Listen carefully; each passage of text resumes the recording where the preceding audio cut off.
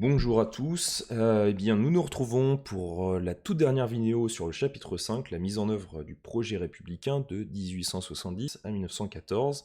Nous en étions au grand 3 et donc nous allons aborder la dernière sous-partie, le C, la consolidation extérieure.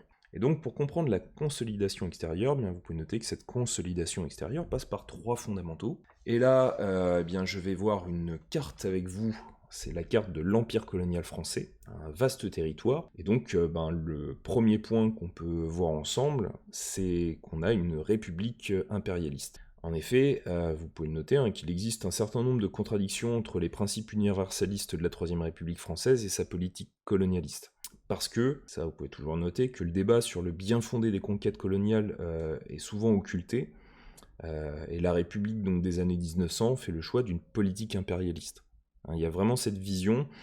Vous avez des critiques de cette vision, mais par exemple, Jules Ferry est un colonialiste convaincu parce qu'il pense que la puissance française ne se fera que au niveau de l'extérieur qu'en montrant cette puissance, notamment par un système colonial. Et vous avez des hommes comme par exemple Clémenceau qui critiquent cette vision-là, Georges Clémenceau, parce que pour eux, il y a vraiment cette réflexion dans cette idée, dans le système colonialiste, qu'on a des peuples qui doivent éclairer les autres, donc des peuples qui seraient primitifs, et pour lui, c'est quelque chose de complètement absurde. Enfin, il a vraiment une vision, on pourrait presque dire très contemporaine, sur le regard qu'on peut avoir parfois, les préjugés qu'on peut avoir sur certaines cultures, qui ont une vision différente des choses, mais qui ne doivent pas être abordées sous un regard européen, comme si on avait un européanocentrisme culturel qui ferait qu'on critiquerait de manière très négative des peuples parce qu'ils ne gèrent pas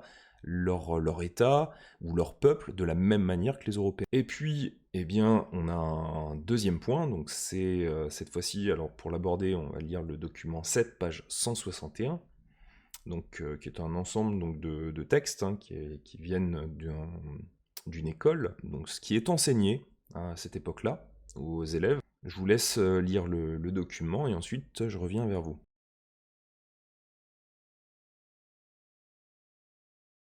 Voilà, donc comme vous avez pu le voir, finalement le deuxième point, c'est qu'on passe du patriotisme au nationalisme.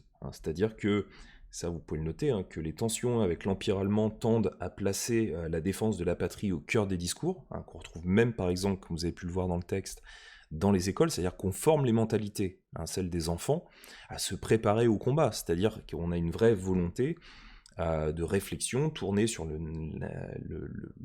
patriotisme, mais d'autant plus le nationalisme, c'est-à-dire répandre sa nation au-delà. C'est-à-dire qu'il y a cette idée de revanche qui se retrouve aussi dans les textes scolaires à cette époque-là.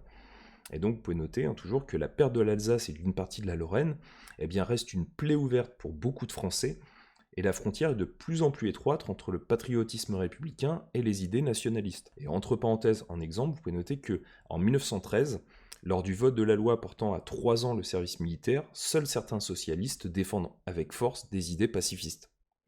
C'est-à-dire que, là je reprends par exemple Jean Jaurès, qui comprend très bien que ces 3 années, elles sont là pour former les jeunes à la guerre, et donc parmi les socialistes, parce qu'ils ont cette idée un peu universaliste, que peu importe qu'on soit un ouvrier anglais, français, italien, on a les mêmes difficultés. Donc ils sont un peu moins, ils sont pas du tout dans cette idée de nation, de nationalisme, et donc pour eux, c'est les premiers, si vous voulez, à combattre véritablement donc ce système qui commence petit à petit à amener vers la guerre mondiale. Et donc comme troisième point, vous pouvez noter qu'on a une discipline républicaine qui commence à apparaître. D'ailleurs, vous pouvez noter toujours que ces contradictions ne suffisent pas à véritablement fragiliser le consensus républicain, quand je parlais de république impérialiste. Et donc en août 1914, ce sont des citoyens qui partent au combat, sans euphorie aucune, lors de la Première Guerre mondiale, mais dans une grande discipline républicaine. C'est-à-dire que il n'y a pas des va-t-en-guerre dans la population française, mais quand la guerre est déclarée en 1914, et on rentrera dans le détail au prochain chapitre, ils sont prêts. C'est-à-dire que pour eux, c'est logique de défendre la nation française et la République, et donc ils sont prêts à partir au combat d'un seul homme. Et donc, si je reviens à la problématique, on avait vu comment la République s'enracine-t-elle en 1870 et 1914.